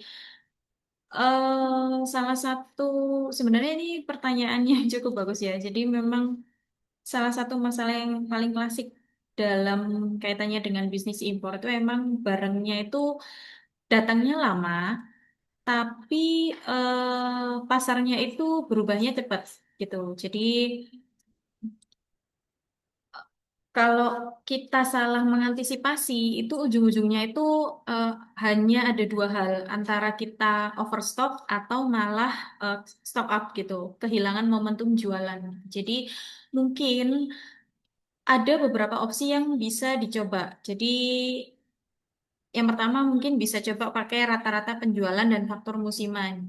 Jadi Bapak bisa cek nih, dilihat penjualan dalam beberapa bulan terakhir itu rata-rata di berapa sih untuk produk tertentu gitu. Lalu bisa ditambahkan perkiraan kenaikannya di momen-momen tertentu. Misal untuk barang A, ketika misal untuk barang A biasanya terjualnya itu dalam rentang beberapa bulan terakhir itu terjualnya sekian piece, tapi di momen-momen tertentu seperti misalnya momen Ramadan atau Natal atau promo-promo akhir tahun, tanggal kembar dan lain sebagainya, itu biasanya mungkin itu kena naik jadi sekian piece gitu. Nah, dari situ nanti Bapak bisa nambahin istilahnya kayak stok cadangan gitu. Jadi penting banget ya supaya Bapak itu nggak kehabisan stok gitu. Jadi dari perkiraan yang udah dibuat tadi itu mungkin bisa coba ditambahkan sekitar 20 sampai 40% gitu. Lalu selanjutnya mungkin bisa fokus ke produk yang paling cepat gitu. Jadi seperti yang disampaikan oleh dari Tim Klado tadi, fokus pada barang yang perputarannya cepat gitu. Jadi jangan fokus pada barang yang slow moving gitu. Jadi pastikan produk ini, produk yang paling muternya cepat ini nggak pernah kehabisan stok. Lalu bisa juga update-nya itu update perhitungannya tadi itu dilakukannya rutin ya gitu. Jadi jangan hanya bikin perkiraan di awal, tapi itu diperlakukan sampai ke depannya sampai seterusnya gitu. Tapi kita harus tetap ngelakuin perhitungan secara rutin gitu. Jadi perkiraan ini kan setiap momentum itu kan pasti beda-beda ya gitu. Jadi disesuaikan dengan kondisi terbaru permintaan yang di saat ini kayak gitu. Lalu yang pertanyaan selanjutnya, apa akar masalah yang paling umum yang sering diabaikan pebisnis saat mencoba scaling dan bagaimana solusi jangka panjangnya selain sekedar pakai software? Nah, kalau dari saya mungkin ya dari yang sering kita dari beberapa yang pernah kita handle ya, itu yang paling sering diabaikan itu adalah nggak punya sistem stok yang jelas gitu. Jadi banyak dari kita itu, terutama orang-orang yang mau mulai bisnis gitu ya, itu beli barang itu cuma berdasarkan feeling. Terutama kalau ada apa ya, kayak sesuatu yang lagi hype gitu. Jadi kita itu harus bisa nentuin kapan kita harus reorder, kapan kita eh, harus melakukan stok secara ideal gitu. Misal kalau dalam konteks barang-barang impor, kita kan harus per waktu untuk proses importasinya. Nah, proses importasi itu katakanlah worst case untuk barang-barang general yang tidak butuh mengurus izin tertentu, misal 1 bulan lah pengiriman ya. Karena kan banyak faktor. Kalau impor itu ada belum menunggu proses produksi dari supplier, pengiriman. Kalau misalnya jalur laut, katakanlah worst case-nya 1 bulan gitu. Nah, kita itu harus tahu nih stok idealnya itu berapa. Jadi, oh proses impornya kalau misalnya mau datengin barangnya itu prosesnya worst case-nya di 1 bulan. Stok stok saya ini cukup nggak untuk sekitar 2-3 bulan ke depan. Jadi sebelum stoknya tuh habis, harus sudah mulai reorder lagi, impor lagi, pengadaan lagi, kurang lebih seperti itu. Terus mungkin ya itu tadi jangan fokus untuk nyetok terlalu banyak di barang-barang yang kurang cepat perputarannya gitu. Jadi barang-barang yang slow moving itu jangan terlalu ditimbun gitu. Jadi fokus di kategori-kategori barang yang cepat laku seperti itu. Mungkin itu sih dari saya. Oke, mungkin dari eh, Pak Toto bisa menyampaikan apakah ada kendala lagi atau tidak ya Pak? Apakah sudah terjawab? Oke, dari Pak Toto sudah siap. Terima kasih banyak jawabannya. Baik Pak Toto. Oke, kita lanjut ke pertanyaan kedua dulu ya. Di sini ada Kak Aditya. Jadi izin bertanya Ibu, dalam model model stockless bagaimana cara memastikan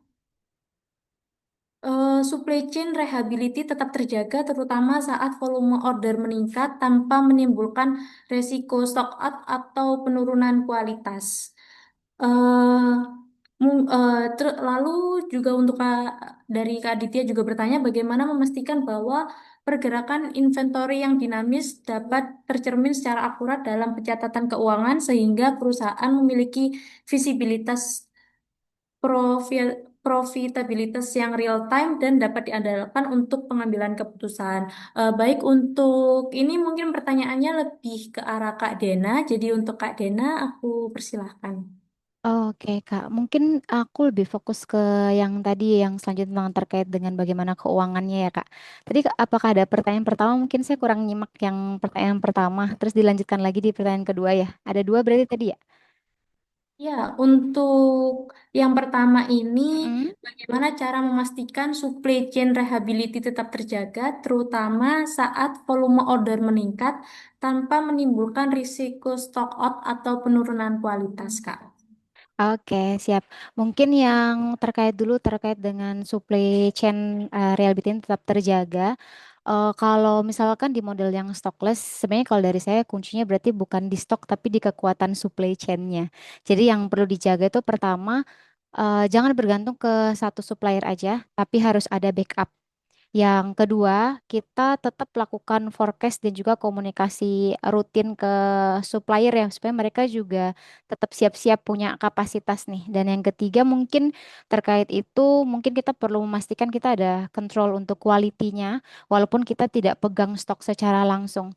Jadi intinya kita mungkin bisa ganti buffer stok dengan buffer relasi mungkin, atau data sama kontrol tadi. Jadi biar tetap aman walaupun volumenya naik. Itu yang pertama mungkin nanti bisa ditambahin mungkin dari Kak Holi juga. Terus yang kedua mungkin terkait dengan gimana cara memastikan pergerakan inventory itu pergerakan inventory yang dinamis tercermin secara akurat dalam pencatatan keuangan itu supaya inventory yang dinamis itu tetap akurat di laporan keuangan. Kuncinya adalah integrasi antara stok kemudian pencatatan keuangan itu harus real time.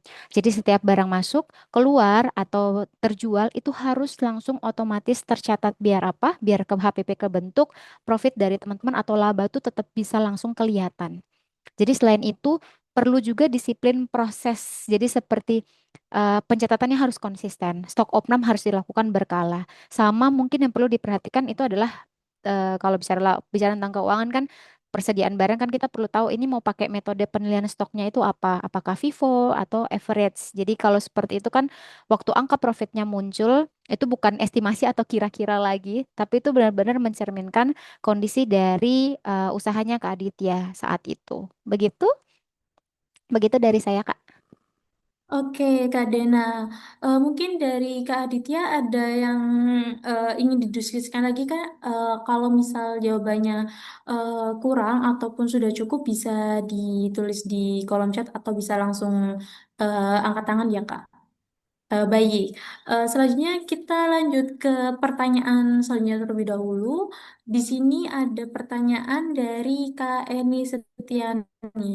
Nah, di sini pertanyaannya terkait banyak importir terjebak antara mengejar MOQ murah dari supplier versus risiko stok mati. Nah, bagaimana cara menentukan safety stock yang ideal agar tetap bisa scaling tanpa overstock, terutama untuk perubahan dengan tren yang cepat berubah? Lalu saat mulai punya 2 sampai 3 supplier dari negara berbeda, apakah lebih baik stok digabung di satu gudang besar atau dipisah sesuai asal barang dan bagaimana menentukan kapan harus sewa gudang sendiri daripada pakai jasa 3PL? Mungkin di sini bisa dijawab dari kedua pihak, mungkin dari Kak Holi dulu nih, karena ada terkait dari importirnya. Dari Kak Holi bisa langsung dijawab, Kak.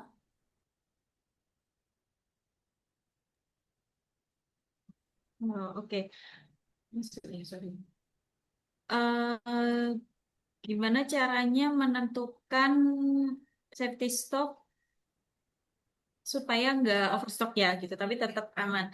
Biasanya itu masalahnya itu dari sisi importir atau dari sisi orang-orang yang mau impor barang itu pengennya itu ambil sesuai ngejar MOQ murah, tapi mereka tuh juga takut barangnya tuh nggak habis gitu. Karena kalau misal kita ngomongnya mau impor dari Cina ya, memang semakin tinggi MOQ yang kita ambil itu supplier itu biasanya bisa kasih harga yang lebih murah gitu. Nah, sebenarnya cukup gampang sih. Jadi jangan tentukan stok dari MOQ gitu, tapi dari kecepatan penjualannya kita dan tingkat resikonya seperti apa kayak gitu. Jadi kita kan yang paling memahami ya bisnis kita ini apa kita bisa menganalisa kecepatan jualnya dari produk tertentu dari bisnis kita ini seperti apa gitu. Jadi kurang lebih sama dengan yang di pertanyaan pertama tadi gitu. Jadi kita bisa hitung penjualan rata-ratanya seperti itu.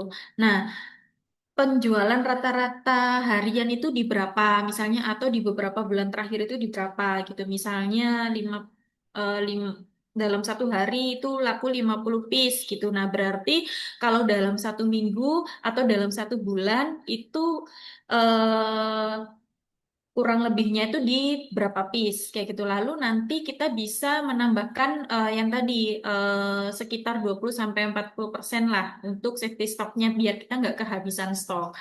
Yang pertama itu. Lalu kalau untuk produk-produk yang dia cepet perputarannya cepet gitu. Jadi kita bisa pakai ordernya itu lebih sering, tapi jangan kejar harga murah untuk MOP murah di supplier gitu. Jadi karena kalau terlalu banyak stok, nanti bisa-bisa kita terlewat di momentumnya, terus akhirnya jadi dead stock gitu. Jadi kita harus menghindari itu. Jadi yang paling aman itu kalau menurut saya ya sejauh ini kita bisa coba sampling dulu atau bukan sampling ya. Kalau sampling kan kita berarti masih mau cek secara kualitas dan lain sebagainya. Mungkin bisa tes dulu dengan order kecil sebelum kita melakukan order dalam volume besar untuk skala impor kayak gitu. Nah, terus kita bisa pakai cara mungkin PO. Jadi dari PO itu kan kita bisa lihat ya demand-nya itu seperti apa, permintaannya seperti apa. Nah, setelah itu kita bisa putuskan, kita bisa membagi ordernya menjadi beberapa batch. Jadi jangan sekali impor langsung besar gitu, tapi bisa dibagi menjadi beberapa kali pengiriman gitu. Nah, tentunya ini kan butuh negosiasi dengan supplier juga ya gitu. Tapi anggap aja misal dari sisi supplier oke gitu. Jadi dari sisi kita juga harus bisa komit mengenai hal itu kayak gitu. Lalu gimana caranya biar nggak ada resiko stok mati itu juga kita tuh sebetulnya ya kalau misalnya pengen bisnisnya berkelanjutan itu jangan terlalu sebenarnya kalau misalnya mau ngomong tergoda harga murah itu ya siapa sih yang nggak mau marginnya besar gitu kan ya tapi mungkin bisa dicoba margin sedikit lebih kecil marginnya, tapi stoknya itu cepat habis dan perputarannya cepat gitu daripada cash flow-nya itu lama, barangnya lama putar meskipun marginnya besar. Nah, tinggal mau fokusnya di mana gitu. Jadi bisnis yang sehat itu kan cash flow-nya tuh sehat gitu ya, muternya cepat gitu. Jadi bukan numpuk barang jadi lama-lama malah jadi dead stock gitu. Lalu eh, saat mulai punya 2-3 supplier dari negara berbeda, apakah lebih baik stok digabung di satu gudang besar atau dipisah sesuai asal barang dan bagaimana menentukan kapan harus sewa gudang sendiri daripada pakai jasa third party logistik gitu. Jadi memang secara lebih efisien itu paling oke digabung di satu gudang gitu. Karena kenapa? Karena kontrolnya itu lebih mudah. Jadi kita bisa lebih mudah kontrol stoknya. Lalu kalau misalnya kita butuh-butuh untuk packing atau pengiriman itu kan juga lebih cepat ya gitu. Dan kita juga nggak bingung kalau stoknya tersebar gitu di beberapa gudang gitu. Biasanya itu kan yang jadi salah satu masalah juga gitu. Tapi kalau misalnya memang suppliernya itu dari negara yang berbeda, berarti kan jalur distribusinya kan juga beda ya. Kalau dalam konteks ngomonginnya impor ya, misal suppliernya yang satu dari Cina, suppliernya yang satu dari Jepang, atau suppliernya yang satu dari Malaysia gitu.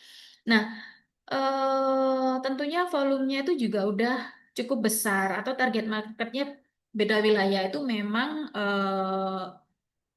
mungkin rekomendasinya adalah pisah gudang gitu. Tapi kalau misalnya masih skala menengah, itu sebaiknya satu gudang dulu gitu. Tapi kalau misalnya sebetulnya dari pertanyaannya Kak Bu Eni ini, kalau kita menentukan harus sewa gudang sendiri atau pakai jasa third party logistik, mungkin salah satu contohnya dengan Asia Commerce gitu ya Bu. Jadi mungkin kalau kita bisa memutuskan untuk pakai third party logistik itu kalau misalnya kita masih skalanya itu masih baru tahap memulai atau baru apa ya katakanlah masih di skala menengah lah gitu. Jadi ordernya belum stabil, masih dalam fase bisnisnya itu masih dalam fase bertumbuh gitu. Jadi dan belum tidak mau repot, bukan tidak mau repot ya, tapi lebih ke belum punya apa ya kayak kapasitas yang untuk mengurusi operasional dulu kayak gitu. Nah, itu bisa pakai third party logistik gitu untuk pakai sewa gudang dari third party logistik. Karena apa?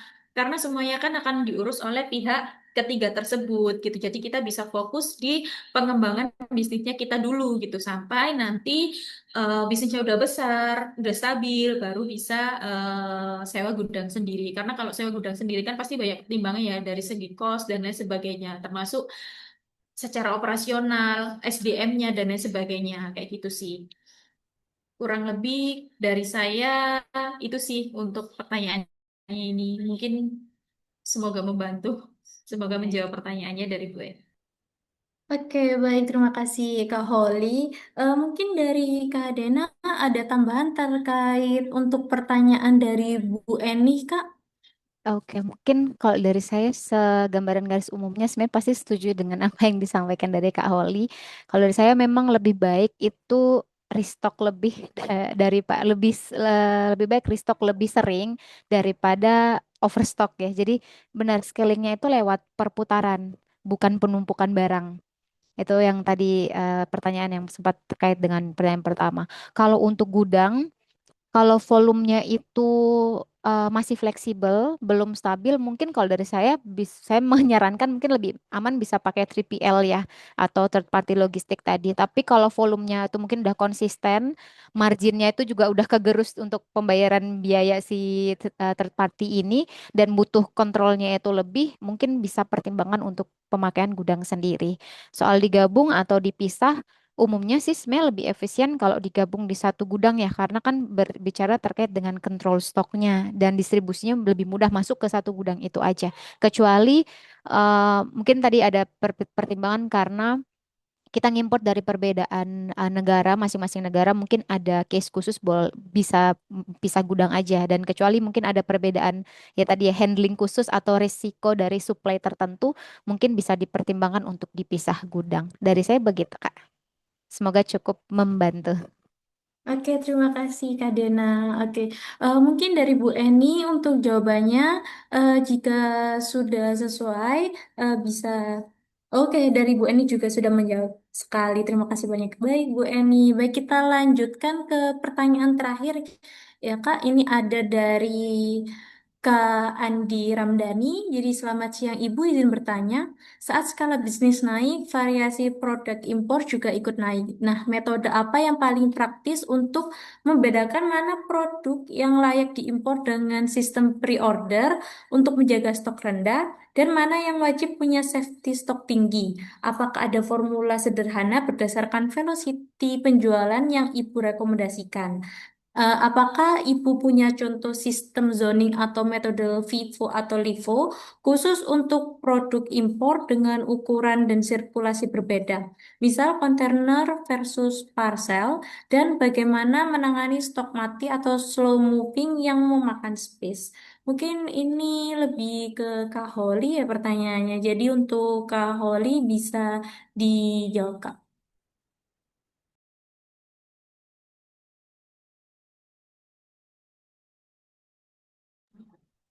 Oke, terima kasih pertanyaannya untuk Kak Andi. Jadi, untuk menentukan metode apa yang paling praktis untuk membedakan mana produk yang layaknya diimpor dengan sistem pre-order atau yang punya safety stock tinggi. Jadi, kayak mana sih produk yang harusnya itu kita PO aja atau kita nyetok aja gitu. Sebenarnya cara paling gampang itu adalah di kita hitung apa ya, kecepatan penjualannya atau balik sebenarnya masih berkaitan ya dengan pertanyaan pertama dan kedua tadi gitu. Jadi kita eh, bisa cek dulu penjualan hariannya itu seberapa cepat gitu. Jadi misal penjualan hariannya ini eh, berapa sekian piece dalam satu hari. Misal 50 piece dalam satu hari, berarti dalam 30 hari kita butuh 1.500 piece kayak gitu. Nah, setelah itu kita bisa bandingkan dengan lead time-nya gitu. Nah, barang-barang impor ini kan kita harus per lead time ya untuk kemungkinan-kemungkinan. Jadi dalam case pengadaan barang impor, worst case-nya memang tadi 1 bulan. Tapi di luar itu mungkin yang perlu saya sampaikan di sini, pengiriman untuk pengiriman, misal kita ngomongnya pengiriman via laut, itu estimasikan 1 bulan. Tapi namanya kita ngirim barang dari luar negeri ya, kita ngirim yang sesama lokal aja kadang ada kendala, entah itu di kurir atau di apa gitu. Begitupun di luar negeri ada banyak faktor yang memungkinkan pengiriman itu ada delay dan lain sebagainya sehingga lead time-nya bisa mundur gitu meskipun jarang gitu. Nah, kita harus untuk waktu itu juga gitu. Jadi untuk produk-produk yang perlu kita stok, mungkin itu adalah produk-produk yang keluarnya itu cepat gitu, keluarnya cepat. Nah, secara lead time itu eh, kita udah bisa memastikan nih bahwa ketika kita menjual nyetok ini berkali-kali, dia itu juga akan habis berkali-kali kayak gitu. Jadi kayak tadi contohnya 1.500 piece per bulan gitu. Nah, ini kita harus stok, udah jelas kan, oh kategori barang ini tuh selalu laku tiap bulannya sekian piece. Berarti ini kita bisa nih stok dengan ngasih apa namanya tadi safety stocknya mungkin sekitar 20%-an gitu. Nah, tapi kalau misalnya kecepatan penjualannya untuk barang itu rendah atau permintaannya tuh nggak stabil, biasanya itu barang-barang kayak gini tuh berlaku untuk barang-barang yang hanya laku sesuai momentum tertentu atau tren-tren tertentu. Biasanya kan terutama kayak di sosial media ya. Sekarang kan banyak banget ya, misal trennya barang apa, orang-orang FOMO mau beli itu gitu. Nah, ini kita bisa pakai sistem PO. Misalnya cuman jual berapa piece sehari gitu, berapa piece per hari atau berapa piece dalam 1 minggu dan sebagainya gitu. Jadi itu lebih amannya memang pakai PO gitu karena kita kan kalau barang-barang yang sifatnya hanya laku di momentum tertentu itu kan ketika masanya momentumnya udah habis kan resikonya malah nggak akan laku gitu. Nah untuk barang-barang yang seperti itu bisa pakai sistem PO lebih amannya kayak gitu. Lalu eh formula sederhana. Tadi yang pertanyaan selanjutnya adalah apakah ada formula sederhana berdasarkan velocity penjualan yang direkomendasikan? Contoh sistem zoning atau metode Vivo khusus untuk produk impor dengan ukuran dan situasi yang berbeda. Jadi eh, mungkin kurang lebih masih sama ya dengan pembahasan yang tadi ya. Jadi kita harus sederhananya kita harus bisa melakukan perhitungan kecepatan penjualannya itu secara harian itu seperti apa. Jadi produk itu bisa dikatakan penjualannya stabil itu ketika dia bisa habis dalam sekitar mungkin 20 atau 30 hari gitu. Tapi kalau misalnya itu fluktuatif, biasanya itu dalam 30 atau mungkin 45 hari, kurang lebih seperti itu.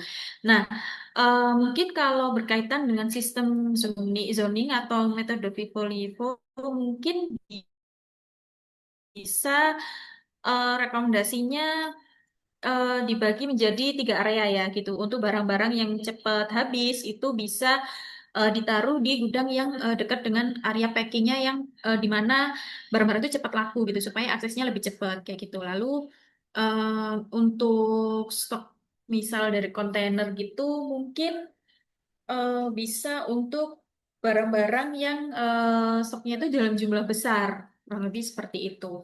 Nah, untuk barang-barang yang slow moving itu mungkin bisa dipisahkan dari barang-barang yang apa penjualannya itu cepat seperti tadi itu. Jadi jangan dicampur biar nggak mengganggu operasional. Kurang lebih sih seperti itu ya. Kalau dari saya, mungkin dari Tim Kledo, kalau ada tambahan boleh. Oke, Oke, Kak Holly. oke, Boleh oke. Kak, silakan. Makasih jawabannya. Oke, Kak Dena mungkin ada tambahan. Kayaknya cukup sih, mungkin ringkasin aja. Jadi kalau untuk bedain kapan pre-order sama harus stok, pakai rumus tadi yang Kak Holly udah bilang ya. Kalau mungkin kita sebutnya di velocity penjualan sama konsistensi demand ya. Jadi kita lihat seberapa cepat produk itu kejual sama stabilnya si permintaan barang itu dari waktu ke waktu seperti apa. Kalau cepat sama stabil ya kita harus stok. Tapi kalau tadi ada season-season tertentu tidak konsisten, ada tren, mungkin lebih aman pakai pre-order atau mungkin stok tapi tidak banyak. Bisa seperti itu. Tadi perhatikan lead time-nya juga. Kalau gudang dari saya juga sama, Vivo juga. Kalau dari saya Vivo karena biar barang yang lama tuh keluar dulu. Kalau pakai zoning ya first moving di area depan mungkin, terus kalau yang slow moving bisa di area belakang sama pemisahan dari size-nya. Jadi mungkin ukuran besar sama yang besar, kecil sama kecil supaya handlingnya itu lebih efisien. Sama plus kalau misalkan ada stok mati ya. Jadi itu mungkin ya tidak perlu ditahan lagi, lebih baik dikelirkan dengan cepat entah pakai diskon atau bundling daripada itu makan space di gudang, makan cash flow-nya kita juga. Begitu, Kak. Oke, Kak Dena. Terima kasih, Kak Dena. Dari Kak Andi, apa sudah sangat menjelaskan ya dari dua materi ini? Oke, terima kasih jawabannya sangat membuka wawasan. Oke, Kak Andi, baik. Karena dari beberapa pertanyaan ini sudah dijawab oleh pemateri kita, jadi kita masuk ke sesi akhir. Jadi untuk di sesi penghujung acara ini, untuk dari teman-teman sekalian, tadi aku juga sudah menginformasikan bahwa untuk di akhir kita ada pengisian link presensi dan juga link feedback, di mana untuk benefit yang bakal didapatkan dari teman-teman juga ada soft copy materi, e-sertifikat, saldo e-wallet, voucher bisnis trip, dan voucher diskon dari Kledo seperti itu. Jadi untuk teman-teman jangan lupa untuk mengisi link presensi dan juga link feedbacknya teman-teman. Jadi nanti akan dihubungi dari pihak Kledo terkait yang mendapatkan saldo e-walletnya. Mungkin aku bisa kasih waktu 5 menit untuk teman-teman mengisi link presensi dan juga feedback ya teman-teman. Jadi nanti 15.40 kita bakal sesi penutupan.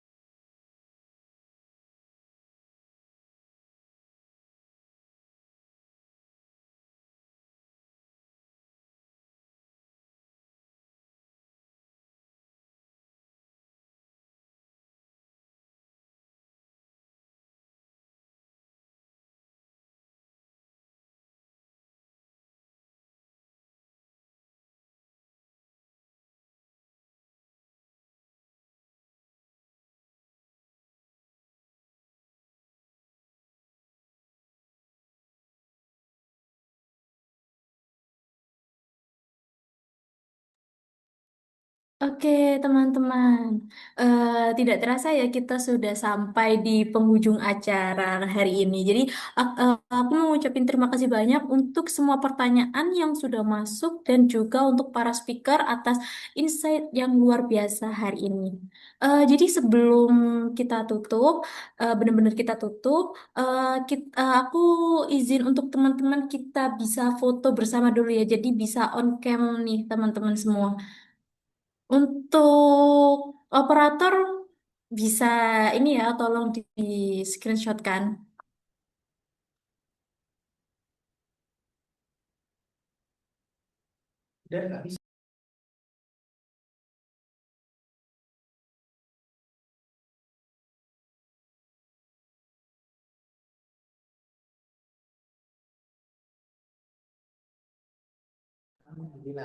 Oke, teman-teman bisa ini ya, on cam terlebih dahulu ya, teman-teman. Hmm. Oke, halo Pak Kemal.